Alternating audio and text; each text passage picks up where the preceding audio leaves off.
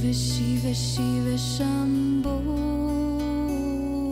Shiva Shiva Shiva Shambho. Ahora sí vamos a empezar nuestro satsang de hoy. Entonces, para los que no han venido antes, llevamos varios satsangs hablando de cristianismo. El año pasado, el último trimestre, hablamos de hinduismo y todo este año hemos venido hablando de cristianismo. Hoy es la última plática de cristianismo. Entonces, vamos a tocar un tema que considero importante porque tiene que ver con los momentos actuales y con los momentos que están por venir en el futuro. Los momentos actuales y lo que está por venir. Entonces, el tema para conocer y comprender bien esto se llama Apocalipsis. Apocalipsis. Ahorita vamos a entender muy bien lo que es un apocalipsis y todos sus contenidos. Pero antes de hablar del apocalipsis, un recuerdo, sobre todo para ti que no habías estado acá, entender que la tradición judeocristiana tiene una cosmogonía. Cosmogonía es, gonella es generar, es la generación del universo. Tiene una teoría razonada de la generación del universo, la creación. Entonces, la tradición judeocristiana tiene una cosmogonía que dice que desde la trascendencia vino un acto u operación creativa y entonces surgió la existencia. Primero, la existencia que nosotros entenderíamos como invisible o espiritual, y luego en sistema de cascada bajaría a lo material. Eso es lo que dice. Al principio hágase la luz y luego viene un descenso gradual y progresivo de los reinos espirituales y luego los reinos materiales. Eso es lo que está diciendo esta cosmogonía. Cuando se llega en esta cosmogonía hasta abajo, ya el reino material, como una cascada, ¿no? Está la trascendencia y abajo de esa línea viene este descenso, esta operación creativa. Llegamos a la parte más baja, que es la física. Y entonces, en esta tradición se llama la era de Adán, la era adámica. Ya está Adán en el mundo. ¿Ya vieron? Luego entonces toda esta cosmogonía explica que la era adámica, ahorita no voy a repetir por qué razón, pero consta de 7,000 años. Hay una razón para explicarlo así, 7,000 años. Entonces ya pasaron 6,000. ¿Por qué? Porque se puede localizar muy bien Adán, es una mitología judeocristiana, se ubica Adán 4,000 años antes de Cristo. Entonces, si vamos de allá para acá, nada más rápido para entender, está Adán, a los 1,000 años Noé, a los 2,000 años Abraham, a los 3,000 años David y Salomón, a los 4,000 años Cristo. ¿Ya vieron? Y luego ya pasaron 2,000 años más, ya llevamos 6,000. Entonces, el paquete está formado por 7,000, ¿no? Tal y como ya lo expliqué con detalle anteriormente. Esto es por la palabra que relaciona un día del Señor con 1,000 años del hombre. Lo que es un día para el Señor es 1,000 años para el hombre. Entonces usa el 7 y son 1,000 años, 1,000 años, 1,000 años. Ya pasaron 6,000, ¿no? En esta concepción. Entonces falta el último milenio, que son el último milenio. Ese último milenio la gente lo conoce como Apocalipsis, lo conoce como tiempos postreros o el fin de los tiempos. Está buenísimo, no es ninguna mala noticia, es buena noticia. La gente como que le saca un poco a esa palabra, pero van a ver que no tiene nada de qué preocuparse. Entonces, se llama el milenio, tiempos postreros, porque quiere decir los tiempos posteriores, los tiempos finales. Porque igual que una comida, está formada por tiempos. Ya lo he dicho antes, entonces el primer tiempo pues es la entrada, ¿no? Luego, plato intermedio, vamos a decir, es otro tiempo de la comida. Luego viene el plato fuerte, pues es otro tiempo. Y luego viene el postre.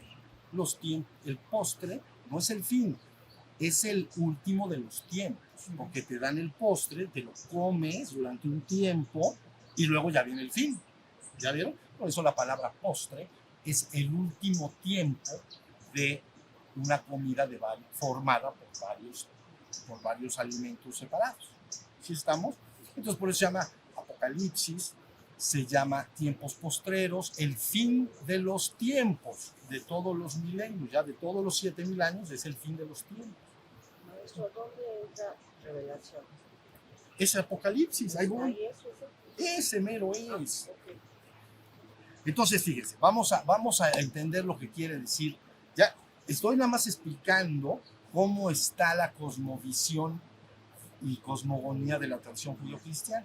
Viene el acto creador hasta Adán, viene en este paquete de tiempo de 7,000 años, y al final viene el fin, para que todo regrese al Padre. ¿Ya entendieron? Sería como una U, hace así y regresa. Y entonces, ahí va, hasta ahí está la idea. Al final del milenio vendría el fin del tiempo, vendría el regreso. En esta cosmovisión nada más me estoy refiriendo. Ahora, la palabra apocalipsis, tenemos que entender lo que quiere decir apocalipsis. Apocalipsis quiere decir en español revelación. Es lo que quiere decir en español. Un apocalipsis hay muchos apocalipsis, pero un apocalipsis son documentos o libros o literatura que revela, porque se llama revelación, provee una información horizontal del futuro, de lo que va a pasar en el futuro. Entonces, por eso se llama libro profético. Tiene que tener un apocalipsis, una visión del futuro, aún por venir, y entonces se llama profético, porque se está revelando algo del futuro. El Apocalipsis se escribió en el primer siglo, y está hablando algo mucho tiempo después. Tiene que tener el Apocalipsis entonces, fíjense bien, porque está bien facilito, una visión horizontal del futuro, y tiene que tener una visión vertical de regreso a los reinos espirituales y divinos. ¿Me expliqué? ¿Cómo va a ser el hombre? Te revela algo del futuro histórico de manera horizontal en esta misma realidad, pero también te revela un apocalipsis cómo y qué es regresar en manera vertical ascendente hacia el reino espiritual y al reino divino, de regreso al Padre. Eso es lo que se entiende por un apocalipsis. Y hay muchos apocalipsis, por ejemplo, de alguna manera la Biblia solo mantiene 2 apocalipsis en ese libro. La Biblia es la serie de muchos libros y solo tiene 2 apocalipsis. Uno es el libro de Daniel en el Antiguo Testamento y otro es el Apocalipsis de Juan, que es el último libro de la Biblia, del que vamos a hablar en este momento. Ya estamos, ya se entendió lo que es Apocalipsis. Es muy sencillo. Me revela cosas del futuro, por eso Apocalipsis quiere decir revelación, y me revela cosas, me da una visión del regreso al reino espiritual y divino. ¿Cómo puede la humanidad regresar al reino espiritual y divino? ¿Sí estamos? Ahora fíjense, ahora sí vamos a entrar al Apocalipsis de Juan. Está bien fácil entenderlo y la verdad es muy bonito. Es muy bonito. Miren, el Apocalipsis de Juan, hagan de cuenta que ofrece, quitando una riquísima cantidad de simbología, de la que no voy a hablar, ofrece 5 puntos importantes. Fíjense muy bien. Gobierno del anticristo, ¿ya? Lucha del Cristo contra el anticristo, triunfo de Cristo, gobierno de Cristo por 1000 años, el fin del mundo. Ahí estamos, otra vez. Gobierno del anticristo, 1, 2, lucha del anticristo de Cristo contra el anticristo, triunfo de Cristo, gobierno de Cristo durante 1000 años y luego el fin. Eso es lo que ofrece esa revelación del futuro. ¿Ya vieron? Ahora, lógicamente tenemos que saber bien lo que quiere decir Cristo y anticristo, porque no es lo que la mayoría de las personas entienden. Hagan de cuenta, la palabra Cristo viene de una palabra hebrea que quiere decir Mesaya, que es Mesías. Y luego en griego se llama Cristo. Pero lo que quiere decir es ungido. Ungido quiere decir frotado con aceite, principalmente en la cabeza. Porque a los reyes en el remoto pasado se hacía un ritual cuando se les coronaba, vamos a decir, se les ungía, se les ponía un ungüento, se les ungía la cabeza con aceite. Entonces quiere decir ungido, pero en este caso quiere decir ungido por la conciencia divina. ¿Ya vieron? Entonces, lo que quiere decir Cristo es ungido por la conciencia divina. Entonces, nosotros tendríamos que entender esa palabra. Antes de esto, quiere decir exactamente lo mismo que en Oriente llaman avatar. La palabra avatar en Oriente quiere decir descenso. Es la conciencia divina, espiritualmente divina, entrando a la vida del hombre, del ser humano. Entonces sería un avatar, un descenso. La palabra avatar quiere decir descenso, la palabra Cristo quiere decir ungido. Ha sido penetrado por el Espíritu Divino. ¿Ya vieron? Pero lo que verdaderamente quiere decir Cristo es que se refiere a nuestro verdadero, fíjense muy bien, nuestro verdadero ser espiritual y divino. Es nuestro verdadero ser espiritual y divino dentro de los hombres, de cada hombre. Por eso la palabra dice, por ejemplo, tiene frases como, ahí les va, estoy en dolores de parto hasta que Cristo haya nacido en vosotros. Ahí les va otra, estoy en dolores de parto, me duele, estoy adolorido, ¿no? Está en uno de los escritos. Me duele y me dolerá hasta que Cristo haya nacido en vosotros o haya despertado en vosotros.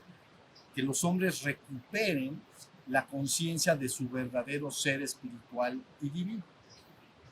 ¿Ya se entendió? Entonces, Cristo, por ejemplo, Jesús, Cristo en este caso, ya personalmente, entonces dice, aquello que tú hagas a cualquiera de tus hermanos, aunque sea el más pequeñito de todos, a mí lo haces. No dijo, es como si me lo hicieras a mí. No, a mí lo haces. Entonces quiere decir, aquello que hagas a cualquiera de tus hermanos, aunque sea el más pequeñito de todos, a mí me lo estás haciendo porque yo estoy ahí adentro de todos ellos.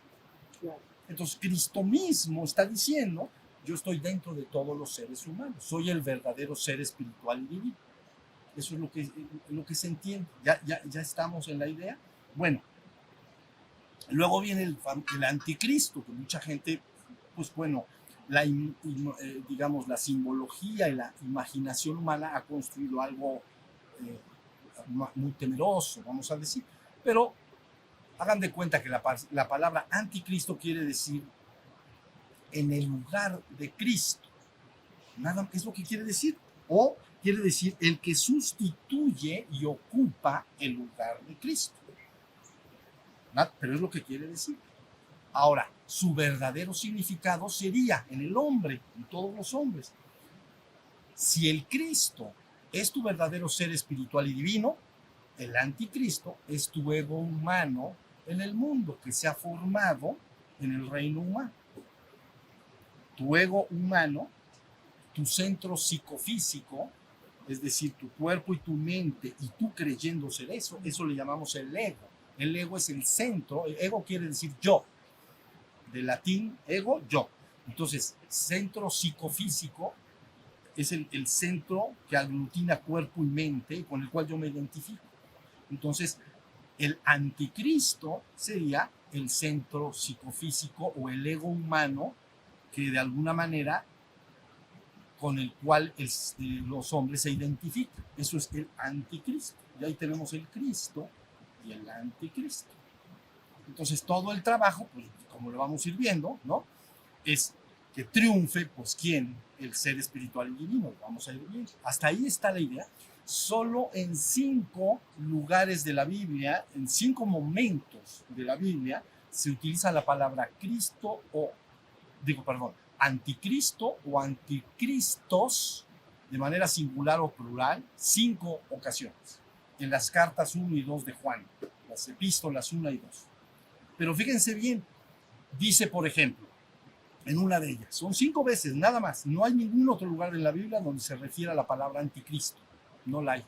Entonces, en una de ellas dice, por ejemplo, a ver, todo el que niegue que Jesús es Cristo es anticristo.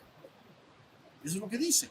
Entonces, casi diría, todos los judíos que no aceptan que Jesús es el Mesías, es el Cristo, son anticristo. ¿Ya vieron? Fíjense muy bien, eso es lo que está diciendo. No es algo maligno, nada más está diciendo, los que no están conmigo son del otro lado, vamos a decir, todos aquellos que no aceptan que Jesús es Cristo son anticristo. Se están fijando. En otro momento está diciendo, por ejemplo, está hablando del anticristo y dice, pero es que el anticristo ya está en el mundo, en el siglo I. Seguramente se estaba refiriendo a al emperador romano o algún otro personaje histórico del momento, porque está diciendo el anticristo ya está en el mundo, pero lo escribió en el siglo I. Entonces él pudo concebir el emperador de Roma o algún otro personaje histórico como el enemigo, vamos a decir. ¿Sí me estoy explicando con esto? Entonces vaya entendiéndose bien cuál es el contexto de Cristo y anticristo. En otra parte, que por aquí traje para que no se me olvidara, está hablando y dice, fíjense bien, ¿recuerdan que se dijo que iba a llegar la hora? La hora es los tiempos postreros. ¿Recuerdan que se dijo que iba a llegar la hora? Pues ahora ya está lleno de anticristos, por lo tanto ya llegó la hora. Pero lo dijo en el siglo I. O sea que en el siglo I el que escribió eso está entendiendo que hay muchos anticristos y que por lo tanto ya llegó la hora del fin de los tiempos. ¿Ya entendieron? Bueno, ahí está. Pero nosotros, sencillito, como decimos nosotros, ¿cómo decimos? En el sur del continente dicen fresco. Nosotros, ¿cómo decimos? Tranquilo. Nosotros, tranquilo. Cristo quiere decir nuestro verdadero ser espiritual y divino, y el anticristo, ¿no? Que le llaman el usurpador, ¿no? Entonces, el ego humano. ¿Ya? Hasta ahí está el panorama. Entonces ya empezamos a revisar los primeros 5 pasos. Está facilísimo. Primero, gobierno del anticristo. Entonces, claro, en la imaginería o de alguna manera en la visión o en el relato que hace Juan, identifica a un personaje.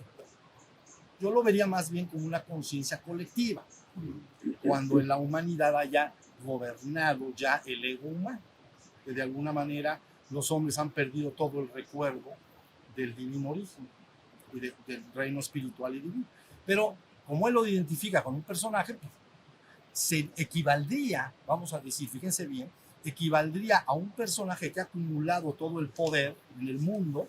Eso equivaldría el poder político, religioso, económico, militar, de los medios de comunicación. De alguna manera ha acumulado todo ese poder, pero ¿para qué? Para construir un reino en este mundo. Esto es que les estoy diciendo es importantísimo. El ego humano se ha construido y desarrollado en este mundo. Entonces busca crearse un reino en este mundo. ¿Ya vieron? Entonces, en esta simbología, si fuera una persona, pues lo que querría decir es que es un personaje que ha acumulado el poder de los países del mundo, en la economía, en los ejércitos, y de alguna manera propulsa una visión para construir para toda la humanidad un reino en este mundo exclusivamente. ¿Ya me están entendiendo? Entonces, él dice, eso llegará finalmente, la humanidad será llevada a un punto en el cual solo se interese por construir un reino en este mundo. Pero ahí entra en acción la otra parte, ¿ya vieron? La otra parte. Entonces luego, hagan de cuenta que antes de esto, como si la palabra anticristo buscara crear un reino exclusivo en este mundo, el Cristo, ¿qué haría? Si le dieras el poder, se llama Dios, Rey de Reyes y Señor de Señores, guiaría a la humanidad al reino espiritual y divino. ¿Ya vieron? Ahí está lo que tienes que entender. El ego humano te va siempre a decir que construyas un reino exclusivamente en este mundo. Debes construir una buena vida en el mundo, tener tu casa y si tienes familia, lo que tú tengas. pero no que consideres que es tu reino permanente, olvidándote completamente de la parte espiritual y divina.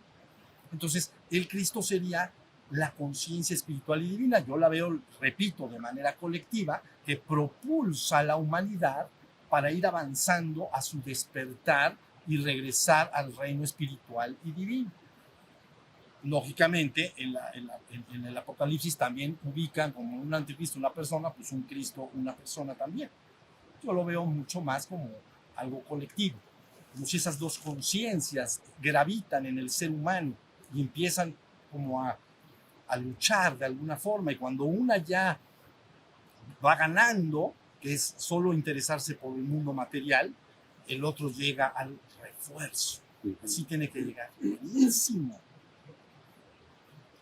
Entonces ya hay muchos Cristos trabajando en el mundo, o bueno, aspirantes a Cristos que están buscando llevar a la humanidad a un reino espiritual y divino. Eso es lo que yo vería, ¿ya vieron? Luego les digo cómo guía uno y cómo el otro, ¿eh? No piensen que es lo mismo. Pero bueno, ya tenemos el gobierno de Cristo, pero entonces viene la batalla. Y entonces, lógicamente, otra vez en el Apocalipsis se hace una batalla única. O sea, en un lugar especial allá entre Jerusalén yendo a Damasco, hacia el norte, entonces se llama el Argamedón. Han oído esa palabra muchísimo, ¿no? El Argamedón del Apocalipsis. Armagedón es una palabra que viene de Har, Megiddo. Entonces, Har quiere decir la montaña, que en realidad es una colina, no es una montaña, pero ahí le dicen Har es montaña. Y Megiddo es la asamblea de las tropas, así se llama. Ese lugar se llama así. Entonces, en la imaginería del escritor, entonces dice, ahí, en la montaña de la asamblea de las tropas, en Argamedón, van a llegar y se van a dar con todo, ¿entiendes? Va a pelear el Cristo con el anticristo. No sé cómo se le ocurre que van a caber todos ahí, porque es un lugar pequeño. Pero bueno, él dice, es un lugar específico, entonces yo por eso los estoy relatando así. Yo diría que más que un lugar específico, es en todas partes. Esas dos fuerzas ya están gravitando, ¿entienden? Y algunos de los seres humanos se alinean con la conciencia crística, porque es con el verdadero ser espiritual y divino, y quieren regresar al Padre, porque esa fue la palabra de la primera venida, ¿no? Ahorita lo voy a explicar. Mi reino no es de este mundo, mi reino es el reino del Padre. Entonces, si lo dijo Cristo, todos los que siguen esa palabra deben buscar ir al Padre. Entonces, es conciencia que gravita en la humanidad, ¿sí? Y no solo gravita en la humanidad, sino que gravita dentro de cada ser humano. ¿Ya viste? Tú eres un ser natural y eres un ser espiritual. Tu parte natural gravita a la naturaleza. Se llama el llamado de la naturaleza o el llamado de la selva. Porque eres un ser humano, pero eres de la naturaleza, tienes un cuerpo, y eres un ser espiritual.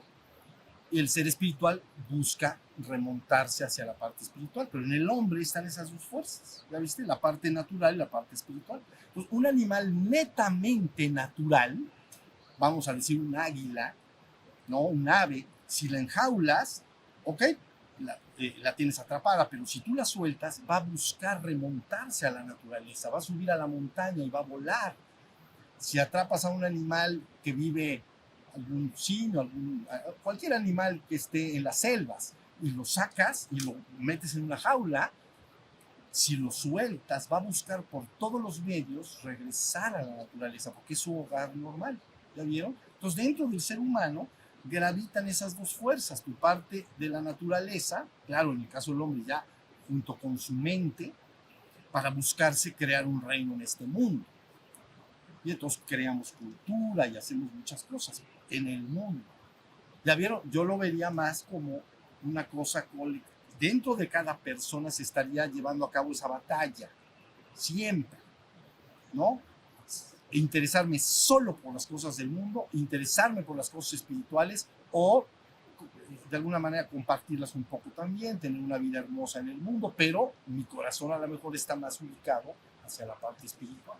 ¿Ya vieron? Bueno, entonces esta batalla se presenta en Argamedón, y después de la batalla, pues triunfo de Cristo. Fíjense lo que quiere decir. Quiere decir que el hombre está por despertar espiritualmente. Debemos encargarnos de que eso se haga una realidad. Y entonces triunfa Cristo y entonces empieza el gobierno de Cristo.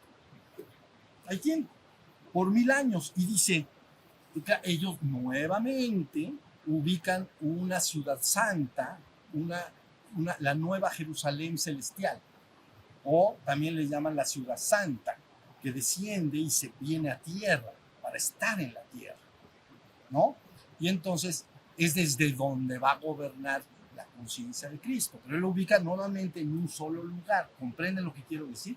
La nueva Jerusalén. Diferentes profesiones que profesan diferentes matices del cristianismo ubican esta ciudad santa en diferentes lugares. Algunos la ubican en la Jerusalén actual y otros la ubican en otros diversos lugares. De hecho, hay otra corriente de ubicación que dice, no, solo la divinidad elegirá un país donde va a quedar sembrada la nueva Jerusalén celestial. ¿Ya vieron? Y desde ahí ya estaría la conciencia de Cristo en un lugar que se llama Rey de Reyes, como si fuera una persona. Vean, tendría que ser una persona y tendría que ser una ciudad en un lugar. Pero bueno, yo estoy hablando de cómo lo dejó explicado Juan. Y entonces desde ese lugar se le ha entregado el poder. Y por lo tanto, él guiará a la humanidad de regreso al reino espiritual y divino. Es lo que él hará. Y entonces se le llama Rey de Reyes, Señor de Señores. ¿Ya vieron? ¿Y con quién va a gobernar? Con los que lograron la primera resurrección. Resurrección viene de resurrecto, que quiere decir volver a la vida. O también resurgere, ponerse nuevamente de pie. ¿Ya vieron? Tú estás vivo, estás de pie. Te mueres, pues te quedas acostado.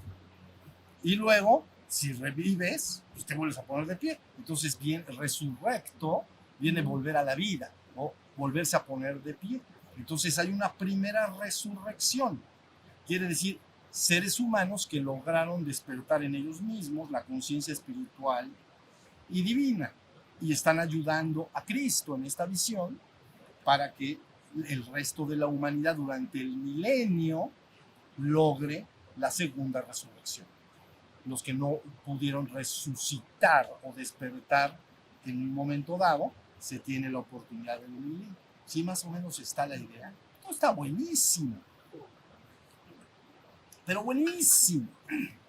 Porque pero esta ciudad, si ustedes entendieran más o menos la idea de, hagan de cuenta que esa ciudad está dada en estadios, son 10,000 estadios o algo así, pero la medida, para que entiendan la medida, dice, esta medida de la Nueva Jerusalén lo pone como un cubo, porque entonces quiere decir que es como si fuera físico, es un cubo. Y la medida que tiene por lado todo el cubo equivale en medida en kilómetros 2,222 kilómetros por lado. Bueno, entonces para entender lo que quiere decir esta ciudad, esta visión que tiene Juan, imagínense que Plutón tiene 2,300 kilómetros de diámetro. ¿Ya? Plutón tiene 2,300 kilómetros de diámetro. De acá a acá. ¿Ya vieron? Bueno, pues la ciudad esta tiene 2,200, igual que Plutón. Para que más o menos se entienda. Bueno, y entonces, para que más o menos lo ubiquen, está la Tierra. La Tierra tiene 11,000 y tantos kilómetros de diámetro. Pero ustedes se la van a 11,000, ¿ya? Se la van a imaginar como una pelota de fútbol. Ahí está la Tierra, es una pelota de fútbol. Bueno, pues el equivalente de esta ciudad sería más o menos como del tamaño de una pelota de ping-pong. Entonces, ahí está, y ahí está la pelota de ping-pong. Si esa ciudad se asentara, por ejemplo, donde estamos nosotros, en México, por ejemplo, entonces imagínate que aquí estaría la pelota de fútbol y aquí estaría la pelota de ping-pong. Es como si hubiera una radiación de un punto, es lo que está tratando de decir Juan, la radiación de la conciencia crística. Dice, desde la nueva ciudad, desde la nueva Jerusalén, de alguna manera gobernará Cristo. ¿Ya se entendió? Para todos los pueblos de la tierra. Y vendrán de todos los pueblos de la tierra, y vendrán todos los reyes del mundo para conocer los designios divinos. Pues el designio divino va a decir, hay que despertar, porque ya nos vamos a regresar a casa, vidas mías. Eso es lo que dice. Entonces, hasta ahí va, ¿no está buenísimo esto? Sí. Está buenísimo. Entonces, los que ya se despertaron antes pueden colaborar en el servicio dentro de esa ciudad, acompañando a Cristo, porque él lo pone como una persona, nuevamente insisto en esto, pero de alguna manera ayudando a gobernar a todos los pueblos de la tierra. Y entonces luego ya pasamos por 4, nos falta el 5, que es el fin del mundo. Entonces, en esta visión nuevamente de Juan dice, ok, pero al terminar viene un juicio. Fíjense bien, claro, bueno, este juicio lo que dice, algunos lograron restaurarse en el reino espiritual y divino. Los que despertaron y lograron despertar a Cristo dentro de ellos, que es nuestro verdadero ser espiritual y divino, van para salvación eterna. Eso es lo que dice el documento. Y los que no van a condenación eterna. Entonces, yo considero que esas palabras no son dichas por Cristo, ni por ningún avatar que verdaderamente lo sea. Pudieron haber dicho, si se terminó la chance, los que puedan ascender al reino espiritual y divino lo harán, y los que no, participarán de algún otro ciclo posterior, para que en ese ciclo posterior, que parecería una eternidad, entonces logren su propia ascensión. ¿Ya vieron? Porque el plan divino no puede fallar. Entonces, yo les he dicho, esta operación de manifestación y reabsorción se asemeja al juego del yo-yo. Ya lo he comentado. El niño tiene el yo-yo en la mano. Eso es antes de que el mundo fuera, antes de la existencia. ¿Ya? Viene la manifestación, sale el yo-yo. El yo-yo va hasta abajo. ¿Ya? Llega hasta abajo. Se queda patinando. Era de Adán, los 7000 años. ¿Ya? Y luego el niño hace así y se sube todo el yo-yo. ¿Por qué se va a quedar un pedazo de yo-yo? No, se tiene que subir todo el yo-yo, porque si no falló. Como que mi plan no es demasiado perfecto. Entonces lo hice, le eché ganas, pero pues no me salió del todo bien. Se me chispotearon muchos. Esas palabras considero que no emanan de una conciencia de Cristo consumado, ni de ningún avatar que haya estado en la tierra. Nunca ha sucedido así. Sí puede ser usada esa palabra para con cierto inyectar cierto miedito para que se me porten bien. Pero considero que se terminó el ciclo. Fíjense qué bonito en ese. ¿Cuántos pudimos llevar al final de ese milenio? ¿Cuántos logramos despertar a Cristo dentro de ellos? Es decir, restaurar su conciencia espiritual y divina. ¿Cuántos? X. ¿Ok? Y los que no es porque sean malos, nada más no lo lograron. Eso no quiere decir que un ser humano sea malo. Bueno, pero luego habrá otro ciclo. Ahí no está concebido eso. ¿Ya vieron? En la tradición judeocristiana es una sola operación de manifestación, reabsorción y se acabó todo. En todas las otras tradiciones, como en la hindú, la tolteca de México, etc., hay reiteradas manifestaciones y reabsorciones. ¿Ya vieron? Como la respiración de Brahma, ¿no? Se manifiesta el universo y luego se reabsorbe. Y luego se vuelve a manifestar. Pero la tradición judeocristiana contempla un solo evento. Es como si el niño tiene el yo-yo, se lo compran sus papás, y nada más dice, voy a echar el yo-yo, lo subo y ya no puedo jugar más. Entonces eso sería el equivalente. ¿Ya vieron? Entonces considero que todos los seres humanos finalmente regresarán al reino espiritual y divino, tarde o temprano. ¿Ya vieron? Esa es más o menos la idea. Bueno, un poquito antes, ya estoy por terminar. Dos cosas que quiero aclarar. Una, ¿cómo ubicar si está gobernando el Cristo o el anticristo? cómo gobernaría el Cristo y cómo gobernaría el anticristo. Esto que les voy a decir es bien importante. Hagan de cuenta que el Cristo guiaría a la humanidad equivalente a poniéndose hasta adelante y pidiendo que se le siga libremente y por voluntad propia hacia el reino espiritual y divino. Algo así como síganme los buenos, ¿entiendes eso? Chapulín Colorado. Ok, síganme los buenos. Entonces, más o menos. Pero es que esto que estoy diciendo es bien importante. Cristo no obliga a nada. Esa conciencia espiritual y divina no obliga a nada. Entonces, lo que hace es, te guío.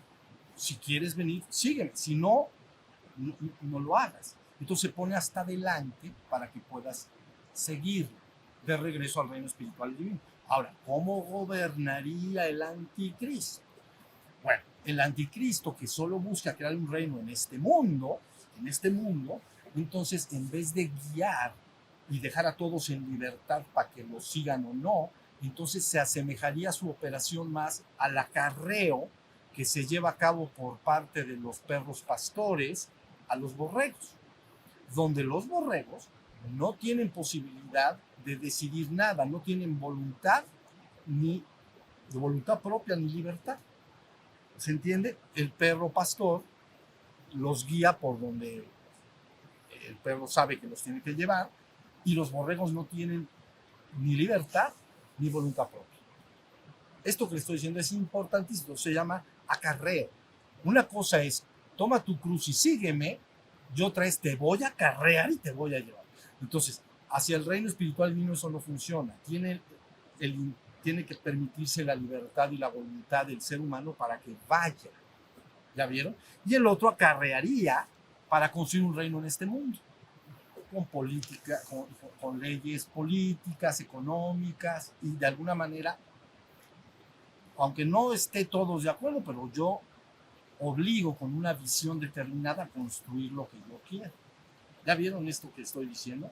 Entonces ya sabrías muy bien que si la palabra que tú escuchas de alguien se relaciona con el mundo y se relaciona con crear una realidad en el mundo que llamamos algún tipo de reino en este mundo, normalmente es una energía más atropellante, más de acarreo, más de que se quiera formar eso. Y en cambio la otra es como una invitación, ¿ya viste? Si tu corazón te dice que vaya, que camines hacia el reino espiritual y divino, sígueme, y entonces van. ¿Ya se entendió esto? Esto es bien importante lo que estoy diciendo. Es decir, que esto es como una paréntesis, pero lo diré, es como el Cristo respetaría las diferencias individuales, familiares y nacionales. Esto parece que no viene al caso, pero lo voy a decir pero es un paréntesis. ¿Ya vieron? La riqueza del ser humano es que somos individuos de especie. Fíjate muy bien. Somos especie, pero somos individuos. Entonces, se tiene que respetar la individualidad de cada persona, porque esa individualidad es la riqueza de la especie. Si tú nulificas la individualidad, ¿se entendió lo que quiere decir? Rompes la individualidad, entonces ya los estás adoctrinando de manera aborregada. ¿Sí se entendió? Entiendan, esto es bien importante. Y entonces tienes que respetar al individuo, pero luego tienes que respetar la familia. Entonces, ¿por qué se tiene que respetar la familia? Porque la familia es una trinchera que protege al individuo, porque los padres cuidan por el amor que sientas tú, quieres siempre el bien de tus hijos si los tienes. Entonces, tú te encargarás de proteger y tratar de darles lo mejor posible según tu criterio, ¿no? A tu hijo por el amor que le tienes. ¿Se fijan lo que quiero decir?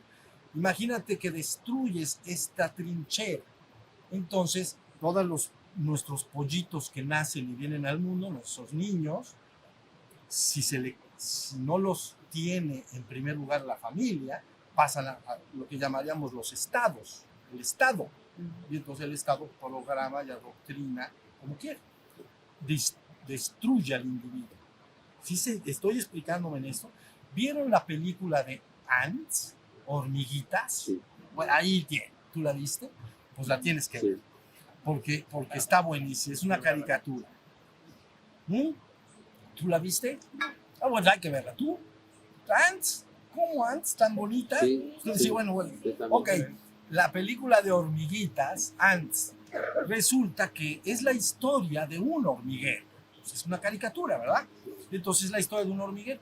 Pero ahí ves perfectamente que todos están adoctrinados como especie, no como individuos. ¿Sí o no? ¿Ya Sí. se entendió? Entonces los soldados, hay un grupo que nace soldado, pues todos son soldados. Los obreros, obreras, pues todos son obreros y obreras. Y nada puede cambiar, porque todo está, no hay individuo, hay especie. Pero uno solo, que fue individuo, cambió todo el destino del hormiguero. ¿Ya vieron? Porque se preguntaba todo. Y estaba molesto de que, le decía, es que tienes que trabajar en las minas, ¿no? Que tenían que hacer agujeritos, ¿no? Tienes que trabajar en las minas. Y yo, ¿por qué? No me gusta. ¿Cómo? Pero era como, ¿cómo piensas que no te guste? No te tiene que gustar ni no gustar. Tú tienes que hacer agujeros. ¿Ya se entiende? ¿Te acuerdas de la película? Bueno, una hormiguita que fue individuo cambia la historia de la película y cambia el devenir de todo el proceso. ¿Se fijan lo que quiero decir? Pero el hombre es individuo y especie. Debes de respetar al individuo. No debes violentar su individualidad y programar como si fueran hormigas, que son especie. Las hormigas no son individuos, son especie. Las abejas son especie. Hay funciones, pero son especie. Pero nuestra riqueza es nuestra individualidad. Entonces, eso lo tienes que respetar mucho. Y luego entonces, la familia es, ya lo dije, la trinchera que puede proteger y debe proteger a los pollitos que vienen al mundo. ¿Y por qué digo esto? Porque el amor que experimentan los padres hacia los hijos es garantía de que vas a tratar de darles lo mejor posible. Entonces debe preservarse. ¿Ya vieron? Entonces preservas al individuo, preservas la familia, preservas finalmente las naciones del mundo. Porque nuevamente es lo mismo. Cada nación que tú conoces tiene un espíritu. Nosotros aquí en México tenemos nuestro espíritu, tú que vienes de Chile tienes su espíritu, tienen una forma de manifestarse. Japón, piensen en Japón, piensen en su arte durante milenios, su arte, su religión, todo lo que han hecho. Piensa en China, sus imperios, ¿ya entendieron? Esas naciones tienen un espíritu, pero si tú rompes y disuelves las naciones, entonces, ¿qué es lo que sucede? Que ya rompiste algo que enriquece infinitamente al hombre, porque la riqueza nuevamente del ser humano son las diferentes que ahora les llamamos naciones, el espíritu de los grupos colectivos. Toda esa riqueza se aporta y entonces es una maravilla porque puedes impregnarte no solo de tu propia nación y de tu espíritu nacional, no me refiero a política ni nada, el espíritu que crea el arte, crea la forma de vivir, va creando todo y absorbes de los demás también. Entonces, una gran riqueza. Estoy explicando. Esto es muy importante. Vidas. Bueno, porque si tú disuelves esas tres cosas, entonces ahora sí hay una operación de adoctrinamiento y de obligación legal con leyes para crear en este reino un mundo que está destinado a quedarse en este mundo. No es que sea malo en sí, pero ¿por qué? Porque lo creó el ego humano. El ego en su ignorancia cree que debe crear un reino en este mundo exclusivamente. Y eso es lo que se llama gobierno del anticristo. ¿Estamos? Y por el otro lado, el gobierno de Cristo dice, no, bueno, venimos a experimentar esto, ¿no? Pero ya va a terminar, entonces regresemos al reino espiritual y divino. ¿Sí está? Sí. Vidas, escuchen, lo que digo es bien importante. Y luego viene el final del tiempo. Ya hice la aclaración esa de el lago de fuego eterno, ya lo aclaré, pero luego en otros documentos y también ahí, no en el Apocalipsis, pero en otros documentos anteriores de cartas, etcétera, se dice, pero luego, ¿qué pasa cuando Adán y los hijos de Adán, o sea, la humanidad es levantada hacia los reinos espirituales? ¿Ya terminó la función de Cristo? No, porque Cristo es el ser espiritual y divino. Entonces Él va a querer llevar todo al reino espiritual y luego todo al reino divino.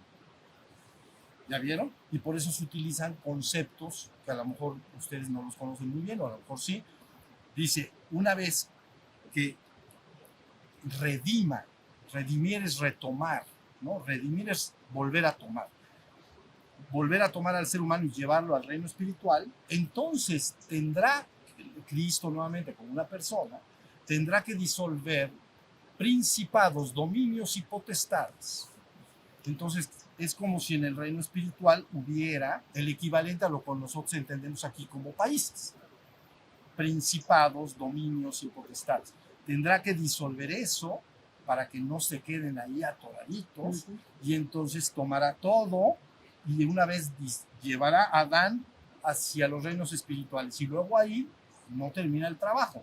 Tiene que disolver principados, dominios y potestades y llevar toda esa conciencia de regreso al reino divino o al Padre.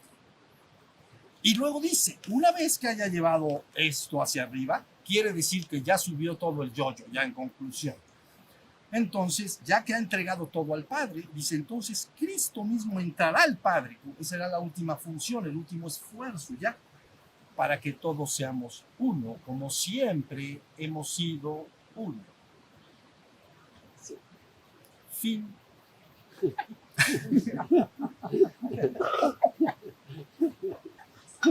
Esto está buenísimo.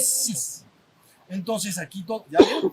Entonces, yo conozco bien el Apocalipsis, su contenido, pero más vas leyendo y puras cosas de espanto y de miedo, ¿entiendes? Porque lógicamente es el dragón, y es la bestia, y el falso profeta, y los testigos, y los que ellos, ustedes que lo conocen, es un documento que ha producido a través de los siglos mucha imaginación en los hombres. Pero yo se los voy a reducir ya para terminar hoy. Tu verdadero ser es espiritual y divino. Y entonces otra parte del ser humano es el ego que se ha construido en el mundo, que es un centro psicofísico. Llegó el momento, en los tiempos postreros, que se tiene que aclarar esto perfectamente para que entonces el hombre vaya en ese camino de redención. ¿Ya viste? Ahora, ya con esto sí termino. En la primera operación de Cristo, en la primera venida que le llaman de Cristo 2000 años atrás de nosotros, entonces, ¿qué es lo que dijo? Ya con esto termino, ya termino. ¿Qué es lo que dijo? Bueno, ya les hablé en las pláticas pasadas de sus dichos y sus hechos. Entonces, en sus dichos, el resumen de todo lo que él dijo es: mi reino no es de este mundo, mi reino es el reino del Padre. Yo vengo a decirles que vengan conmigo al Padre. Ese es el resumen de todos sus dichos hace 2000 años atrás. ¿Cuáles fueron sus hechos? Entonces atestiguó, y ya lo hablé como 5 procesos iniciáticos, atestiguó que hay una presencia de fuego del Espíritu, hay un fuego literal del Espíritu descendente que se llama del Padre, o a veces bautismo le llaman en el cristianismo, y hay un fuego ascendente de la Madre que se llama, él dice, aquellos que reciban del Espíritu sentirán fluir de su vientre ríos de agua viva. Es la energía que ahora de la India le llamarían Kundalini. Bueno, entonces, está diciendo con sus hechos que se tiene que activar dentro del ser humano el descenso del fuego del Espíritu y el ascenso del fuego del Espíritu, el del Padre y la Madre, para interactuar dentro del ser humano y llevarlo en un proceso de transformación que al principio le quita todas sus impurezas, lo va purificando hasta que lo transfigura, ¿no? Él dio testimonio de esto en la montaña de Tabor, la transfiguración en el monte Tabor. Entonces, el fuego actúa en el ser humano y lo lleva por un proceso, fuego literal, supranatural, no un fuego físico que conocemos. Entonces, este fuego del Padre y de la Madre interactuando, entonces lleva a un proceso en el ser humano que lo pasa por una transfiguración, lo lleva a una resurrección porque logra el fuego activar ciertas partes para que despierte su conciencia espiritual y lo lleva luego a un proceso de ascensión. Entonces, eso fue lo que él dejó hecho. Sus dichos: mi reino no es de este mundo, mi reino es el reino del Padre. Mis hechos: activen los fuegos del Padre y de la Madre, ¿no? Para que pases por el proceso de transfiguración, resurrección y ascensión final. Porque el yo-yo se tiene que subir. Bueno, entonces eso fue en la primera venida, ¿no? Ya dije por ahí que incluso el rezo del Padre Nuestro tiene que ver con el descenso y ascenso de estos fuegos. Cuando dice: estás en el cielo, venga a nosotros tu reino, y luego hágase tu voluntad en la tierra como en el cielo. Entonces está haciendo un descenso y ascenso de los fuegos para dar a entender, ¿no?, que había que activar estos fuegos para que se llama el fuego del espíritu. Y luego durante 2000 años el misticismo cristiano esto fue importantísimo. Le llaman el fuego de Tabor, o los místicos de Oriente cristianos, o los de Occidente le llaman el fuego del Espíritu Santo, pero un fuego literal, no nada más una cosa imaginada, algo que es real, viviente, fuego viviente. ¿Ya quedó? Eso fue en la primera venida. Ahora, en la segunda venida, ¿qué va a venir a decir? Ya lo dijo todo. Bueno, porque se dice, en la primera venida de Cristo, hace 2000 años, en esta terminología judeocristiana, abrió el camino de salvación, porque dijo a dónde tenía que ir el hombre, del mundo al Padre. ¿Y cómo? A través de la activación de los fuegos, activados por la devoción y activado, en fin, ¿ya? Eso fue lo que dijo. Entonces, abrió el camino de salvación, pero en su segunda venida se dice, tiene que venir a revelar, a terminar de revelar y consumar su obra redentora. Entonces, ¿qué sería esa revelación en estos tiempos postreros? Esa nueva revelación, ¿no? Porque ahí ya abrió el camino de salvación, pero ahora tiene que terminar de revelar y consumarlo. Entonces, yo diría que la revelación de este momento es la demostración de que la enseñanza de Cristo es idéntica a la que se dice en las otras tradiciones espirituales del mundo, buscan lo mismo. ¿Ya viste? Es como si dijera, si fuera una persona individual, como está en el Apocalipsis, diría, a ver, lo que te digo ya te lo dije antes, y ahora te digo que eso es, pero te digo una cosa nueva. En todas las tradiciones espirituales importantes del mundo está esa misma enseñanza, para que la puedas enriquecer más. Ese patrimonio espiritual de la humanidad lo puedas de alguna manera tener en tus manos. ¿Ya vieron? Ese sería terminar de revelar, porque está Cristo diciendo todas las otras, el hombre nunca fue abandonado, y en todas las tradiciones del mundo, en todos los tiempos y lugares, siempre la palabra ha estado enseñando al ser humano qué debe hacer para regresar al reino espiritual y divino. ¿Me estoy explicando? Entonces, eso es lo que creo que sería terminar de revelar. Sería una cosa nueva. Decir, es lo mismito, ya se los dije, es idéntico. Pero, ¿qué creen? Está en las otras tradiciones espirituales del mundo, con otras palabras y de otra manera y con otras prácticas. Pero estudien todo, agárrenlo todo con un solo paquete de información, algo así como el patrimonio espiritual de la humanidad, pero ya sintetizado bien su esencia, no las religiones organizadas, la esencia espiritual. Tómenlo y regresemos a casa, amores. Eso es lo que diría. Regresemos a casa, podemos. Tienes una bomba Molotov con esa enseñanza dicha. ¿Sí estamos? Y luego, si quisieran añadir algo más y revelar algo más, ¿qué podría ser? Podría decir, bueno, les voy a explicar lo mismo, pero sin ninguna palabra de las tradiciones espirituales, de manera completamente laica, como la ciencia necesitaría escuchar. Entonces, eso ya ha sido dicho también, nosotros lo hemos dicho acá y otros lo han dicho en diversos lugares. ¿Qué se tiene que hacer para ir despertando desde el punto de vista espiritual y regresar al reino de Dios? ¿Ya vieron? Entonces se crea un conocimiento científico, empírico, Acuérdense que el conocimiento científico quiere decir que es un conocimiento verificable por terceros. Yo hago algo y digo algo. Si digo, tú corrobóralo y lo corroboras, se llama corroborable por terceros. Entonces no me tienes que creer. Si yo digo hay mente mariposa, no me tienes que creer. Tienes que cerrar tus ojos y ver si la hay o no.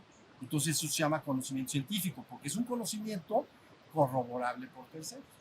Entonces, dar la enseñanza completamente al margen, fíjense bien, del conocimiento espiritual. Ahora lo están avanzando y logrando corrientes como la psicología, con mindfulness y todo lo que vino desde la psicología transpersonal, etc.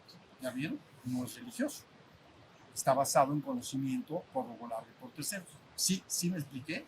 Eso considero que con esa revelación nueva, acercar la ciencia a la espiritualidad y decir, mira, la espiritualidad esencialmente dice lo mismo, dejen de pelearse por las religiones organizadas y sus sistemas de creencia. En la esencia dicen lo mismo. Aprópiate de ese tesoro y vamos a casa. Regresemos a casa.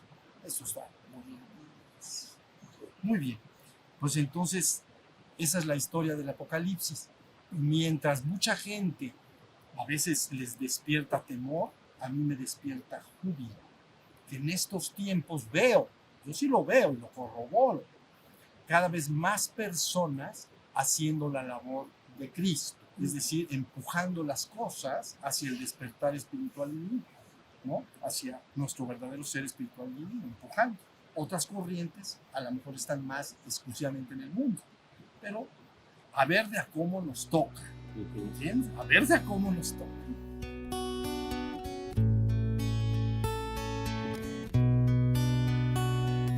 Shiva Shiva Shiva Shambho Shiva Shiva Shiva Shambho